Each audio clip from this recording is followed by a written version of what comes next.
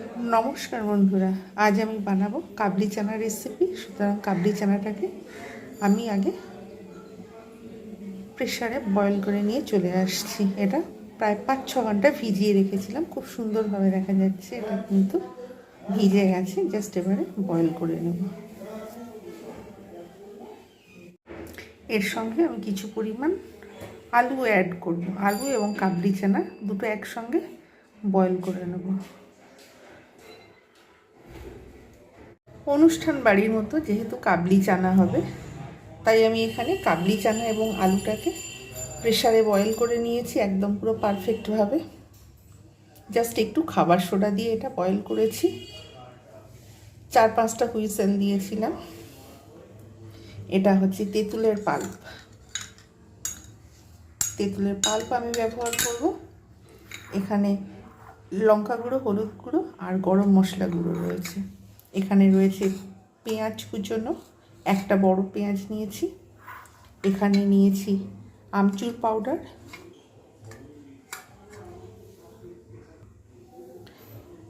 আর bit নুন আর সাদা নুন। আর এখানে নিয়েছি গার্নিশিংয়ের জন্য পেঁয়াজ কুচো আর কাঁচা লঙ্কা। এখানে নিয়েছি আদা রসুন পেস্ট। এটা নিয়েছি টমেটো পিউরি বা টমেটো কেচাপ। যেহেতু আমার কাছে এখন ফ্রেশ টমেটো অ্যাভেলেবেল নেই, তাই আমি এইটা ব্যবহার করব। আর এখানে চানা মশলাতে যে মশলাটা ব্যবহার করা হয়, সেই বাজার চলতি চানা মশলার আমি কিন্তু সেই মশলাটা ব্যবহার করব এখানে। আর এখানে নিয়েছি কসৌরি মেথি আর আমার তৈরি একটা মশলা, ধনে জিরে গরম মশলা তেজপাতা সব রকম এর মধ্যে একটা মেশানো মশলা। এই সকল ইনগ্রেডিয়েন্টসগুলো দিয়ে হয়ে যাচ্ছে চানা মশলা। তাহলে আমি এবারে রেসিপিটা স্টার্ট করব। কড়াতে দিয়ে দিয়েছি সাদা তেল। এবার আমি এর মধ্যে সমস্ত পেঁয়াজগুলো দিয়ে দেবো। পেঁয়াজগুলো দিয়ে আমি কিন্তু খুব ভালো করে আমি এগুলোকে ভাজবো। আমি এতে কিন্তু চায়ের লিকার কিংবা কোনো রকম কালার ইউজ করব না। এটা কিন্তু অটোমেটিক্যালি চানা মশলার যে কালার অটোমেটিক্যালি আসবে। যতক্ষণ পর্যন্ত না পেঁয়াজগুলো খুব ভালোভাবে ভাজা হচ্ছে, ততক্ষণ পর্যন্ত কিন্তু আমি ভাজতে থাকবো। চানা মশলার পেঁয়াজগুলো কিন্তু না ভাজলে ভালো হয় না। সুতরাং মেন পেঁয়াজগুলোকে খুব সুন্দরভাবে ভেজে নিতে হবে। আঁচটা একটু বাড়িয়ে রেখে দেবো। যেহেতু শীতের সময়, তাই এগুলো হতে একটু দেরি হচ্ছে। এইভাবে একদম পুরো লাল করে নিয়ে তারপর ক্যামেরাটা আবার অন করব।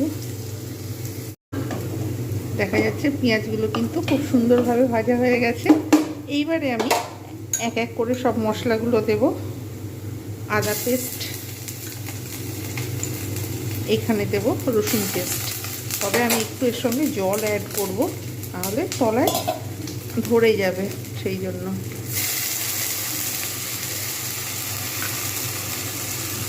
জল অ্যাড করে দেবো। এবারে সমস্ত মশলাগুলো আস্তে আস্তে করে সব একটা একটা করে দিয়ে দেবো।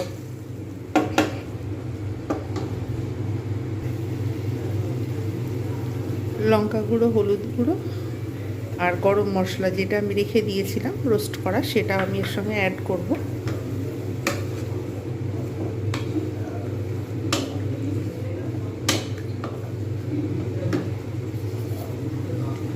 এবারে অ্যাড করব এর সঙ্গে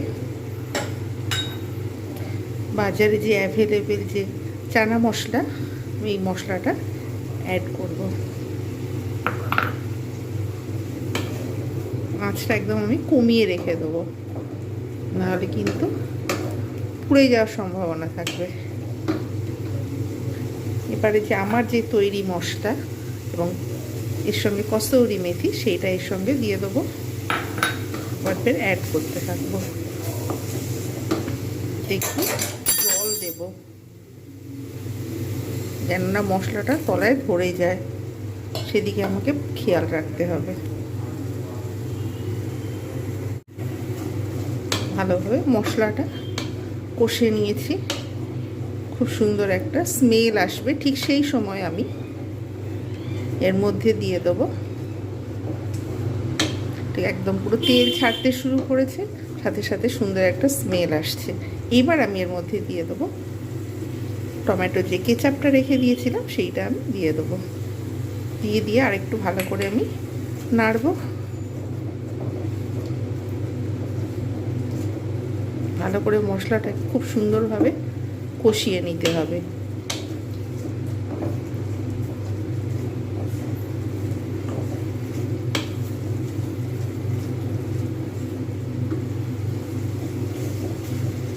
কষানো হয়ে গেছে, বোঝাই যাচ্ছে।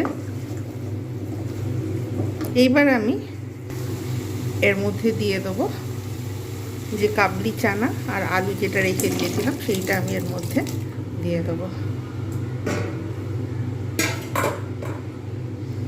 পরে আমি তেঁতুলের পাল্প এবং বিট নুন, আমচুর পাউডার এবং এমনি যে সল্ট রেখে দিয়েছি সেইটা পরে অ্যাড করব। অটোমেটিক্যালি কিন্তু এই যে কালারটা খুব সুন্দর চলে এসেছে।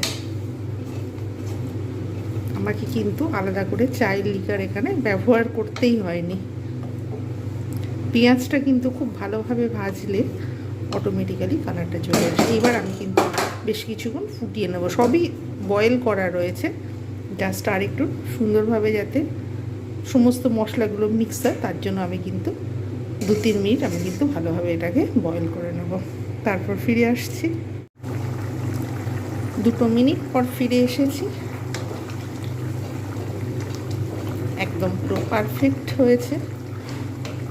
এইবার আমি সব পুরো যেহেতু একদম পুরো মিশে গেছে খুব সুন্দরভাবে, এইবার আমি এর মধ্যে দিয়ে দেবো আমচুর পাউডার, বিট নুন আর সাদা নুন যে রেখেছিলাম, আমি এইটা পুরোটা দিয়ে দেবো এর মধ্যে।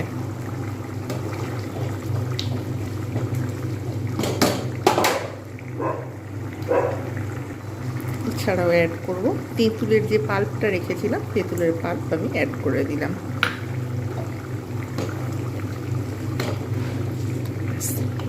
পুরো ফিনিশ। এইবার আমি এটাকে সার্ভ করে দেখাবো কীরকম হয়েছে।